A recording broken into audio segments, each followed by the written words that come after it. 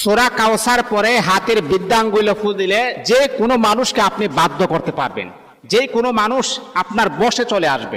আপনার সন্তান কথা শুনে না, আপনি আপনার সন্তানকে বসে আনতে পারবেন। আপনার স্ত্রী কথা শুনে না, আপনি বিদেশের জমিনে আছেন, লক্ষ লক্ষ টাকা পয়সা ইনকাম করে আপনার স্ত্রীর অ্যাকাউন্টে পাঠাচ্ছেন, আর আপনার স্ত্রী এই টাকা পেয়ে পর পুরুষের সাথে কথা বলতে আছেন। আপনার স্ত্রীকে যদি আপনি বাধ্য করতে চান, তাহলে সূরা কাউসার পরে আপনি ফু দেন, দেখবেন ইনশাআল্লাহ আপনার স্ত্রী বাধ্য হয়ে যাবে। এখন আমলটা আপনারা কিভাবে করবেন?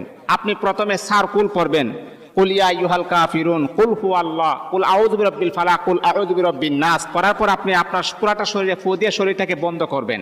তারপরে 3 বার দুরূদ শরীফ পাঠ করে 21 বার আপনি সূরা কাউসার পরে এরকম ভাবে ঘাইটে ঘাইটে গনে 21 বার পরে মুট করে ভাবে ধরবেন। ধরার পর যে মানুষটাকে বাধ্য করতে চান তার নামটাকে 7 বার পরে, তার বাবার নাম মার নাম 1 বার পরে আপনি ফু দিয়ে মুটটাকে এরকম ভাবে ছেড়ে দিবেন।